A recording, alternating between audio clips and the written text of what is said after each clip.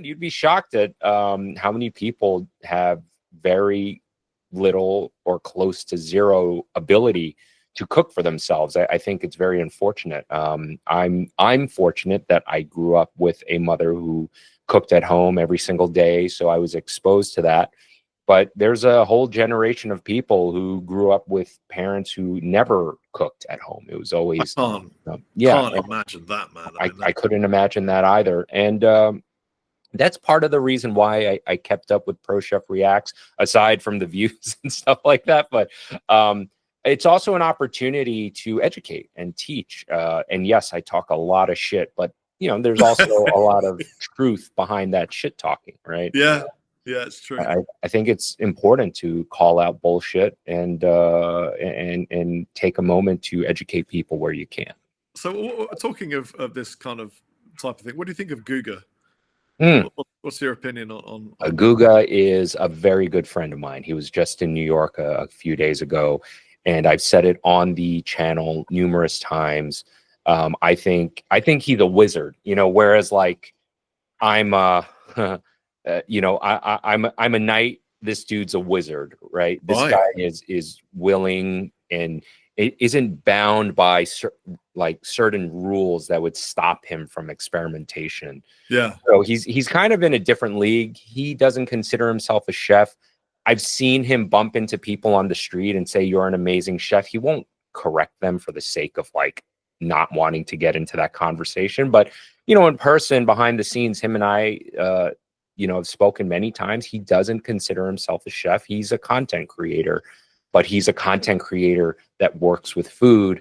But getting back to Guga himself, I think he's amazing. I think he's great. And I'm not saying that just because he's a friend, like, he was just here in New York. He's coming back in September. I'm going to go to Miami to do some videos with him shortly after that. Name dropping, but he just genuinely loves what he does, and he's not bound by any rules. And I will never dry age fucking A5 Wagyu with beeswax. My chef mind won't let me do that because I'm so concerned with food costs, but he doesn't have that limitation. I think the world needs people like that. The Guga that got me into his channel was awful. It was the one where he aged, I don't think it was Wagyu, but some kind of steak in Pepper X. Oh my God. And then he and two of his friends attempted to consume this steak. And it had been sat in Pepper X for, I believe, like weeks. And then he shaved off the bit, but still it was absolutely destroying them. I mean, it was horrendous, I can't begin to imagine how spicy that is. The spiciest I've ever gone was Carolina Reaper. And knocked my socks off. I can't imagine what Pepper X is like. I once made a hot sauce. Yeah, I once made a really enjoyable mistake. There's an Indian restaurant, circling back to Indian food, and for the guitar players here, going, "Where's all the guitar chat?" This is what it is, man. Yeah. There was there probably still is an amazing Indian restaurant in Brighton called Planet India, and it was a vegetarian Indian restaurant, and it was run by just an Indian family, and they cooked the food that their grandmother had cooked for them. So it was a family Indian restaurant. They weren't making British Indian food, which I love. It's a bit like Chinese American food. I have a problem with a lot of that. It has its place. It has its place, man. I have a whole opinion on that, but please we'll talk about that at some. But I mean, look, I love a plate of pretend food that never happened in China. I've been to China. I know that none of it's there, but it has a place in my heart and stomach. But it's not what I'm about. Anyway, Planet India. I went there and I said, how hot is your madras? Madras is a very standard Indian dish in England. And they said, we don't know because that's a place, not a dish. And I was like, oh, I feel like such an idiot now. I'm really sorry. And they said, no, it's fine. It's fine.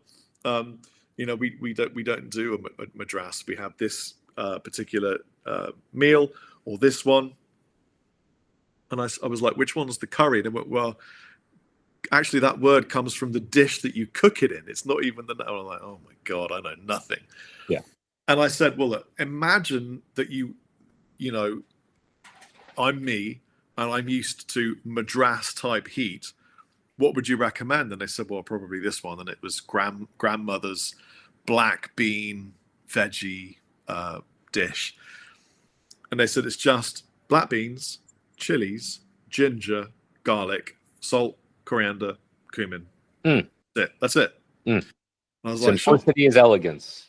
So I was like, that sounds good, you know. And the little crispy bombs with the liquid inside.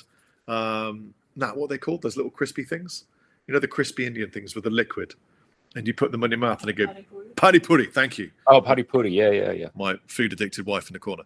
So pani puri to start, and I just didn't have as much of a beard, so it wasn't a big issue. And then this dish comes out, and I'm like taking a big spoonful, and it is the fucking hottest thing I've ever put in my mouth. And I can eat spice. I've been to Indonesia. I've been to quite a few Asian places, and this was destroying me. I could hear my ears. Yeah. I could filling up with blood.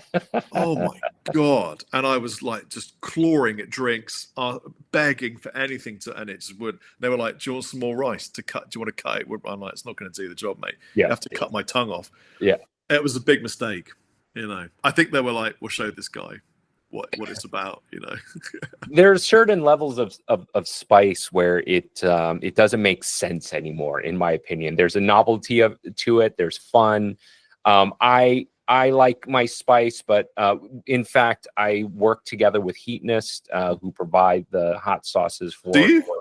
Yeah, we carry 3 of their sauces. That's so cool. My restaurant, and I've collaborated with them numerous times. And for me, a spice should add to the dish. Now, if the dish is to knock your socks off, then okay, sure. But I like to utilize spice in a way that, or peppers in a way that it'll add to the dish. Yeah. There's a flavor component. You know, a scorpion pepper is going to be different from a Scotch bonnet to a jalapeno to a Thai bird chili. They're all different. Some people can't handle spice, so they just taste the capsaicin, the actual spice component of a pepper. But the way I explain chilies and peppers to people who are trying to understand beyond the spice level is wine. You know, when you get into wines, first, everything just tastes like wine, right? But as you get into it, then you start to pick up notes of green apple for a white wine, or, you know, burnt oak for a red wine, and your palate soon expands. It's actually the same exact way with chili peppers. It's quite diverse and right. Know that. Yeah. Interesting. Yeah. There's a lot of really strange food where I live here in Malta.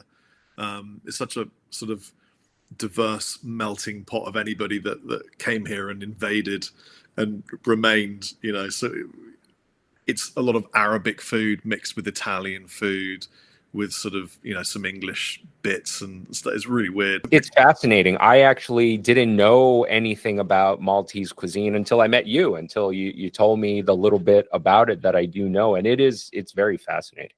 Yeah, there's the classic like fish soup and there's bracioli, meat wrapped in meat, you know. And then they do things like this. I cannot wrap my head around this. Something called timpano, which is pasta baked in the oven, but it's covered in pastry. So, you know, why not carb? Hey, why not? Hey, there's treble carb it. Serve it with chips or something. That's what they do in England.